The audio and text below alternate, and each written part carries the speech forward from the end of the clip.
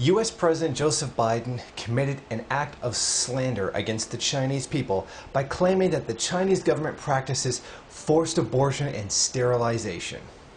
Biden used his office to make a statement after leading Republican candidate Mitt Romney accused him of supporting the claimed actions. Biden spokeswoman Kendra Barkoff said, "The Obama administration strongly opposes all aspects of China's coercive birth limitation policies, including forced abortion and sterilization." Romney and his rival, Rick Perry, both accused the vice president of condoning the practice. Rick Perry added, "Americans value life, and we deserve leaders who will stand up against such inhumanity, not cast a blind eye." No word yet on how Perry plans to explain his support for the Iraq and Afghanistan wars that have killed over 3 million people. Of course, at no point did Biden support forced abortions. He did say he understood the difficulty China faces with overpopulation. His actual statement is, "Your policy has been one which I fully understand. I'm not second-guessing of one child per family." This is clearly not an endorsement of forced abortion. Now on to the subject of claimed forced abortions. The Republicans are referring to an April 23, 2007 NPR article by Louisa Lim, where she claims to have found evidence of these abortions. The link to the article is provided in the description. The article claims that it is government Chinese policy to force abortions on women through the one-child policy that was adopted by the revisionist Deng Xiaoping in 1980. Deng was the man who brought capitalism back to China starting that year. Nowhere in the one-child policy does it command forced abortions. The policy provides incentives to couples who have only a single child. In fact, a slogan mentioned in the NPR article reads, "Keep the birth rate low to enhance the quality of the population." According to the article, the couple was given a consent agreement to sign. When Liang refused, family planning officials signed it for him.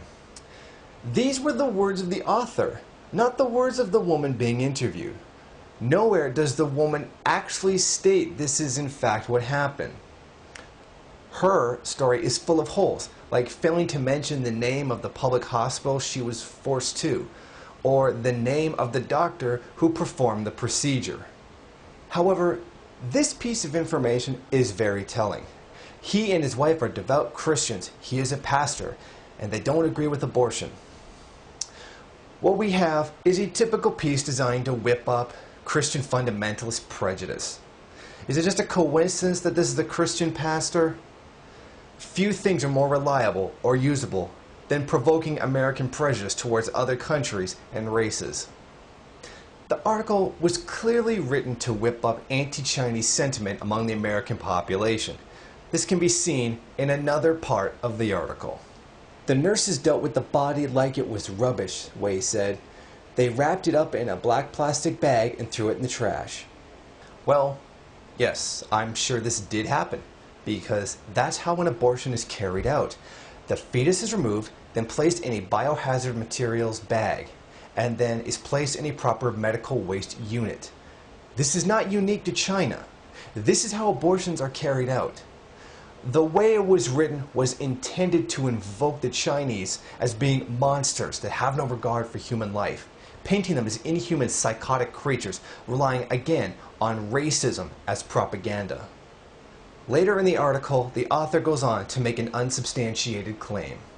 An eyewitness who requested anonymity for fear of the consequences said that he counted 41 occupied beds on just one floor of the maternity hospital in Bays, and that he believed none of the women he saw had come to the hospital of their own free will.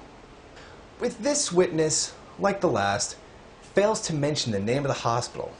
If his or her anonymity is protected, then it would be safe to reveal the name of the hospital. This is a claim, one that has not been confirmed by an investigation. It is an unsubstantiated claim. Louisa Lim even goes on to contradict her claim in her own article.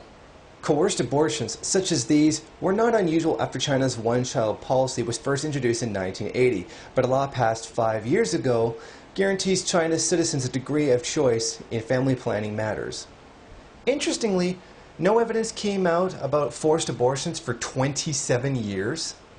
If this had been happening in the amount of time claimed by Lin, then there should be millions upon millions, if not tens of millions of cases, none of which ever surfaced until now, supposedly. Do these forced abortions happen in the millions, or are they illegal? In my personal opinion, I believe either the story was completely fabricated, or the pastor and his wife had an abortion and wanted a nice cover story to tell their congregation. Because we've never known Christians to be lying hypocrites, right? As for the one-child policy itself, this is the inevitable result of the restoration of capitalism. Under communism, Mao, the policy was to provide contraceptives and abortions to women to help bring the population under control. Mao and communism believe in safe sex and sexual education. Deng Xiaoping, like Christian fundamentalists, believe in abstinence only. It should come as no surprise given the fact that abstinence-only programs don't work. The removal of a system designed to prevent problems and to provide people with a way of dealing with them was replaced with a system designed to punish people. Absolutely what happens with the restoration of capitalism. Finally, note that the article doesn't actually mention anything about sterilization anywhere. Mitt Romney and Rick Perry, you both literally made that up.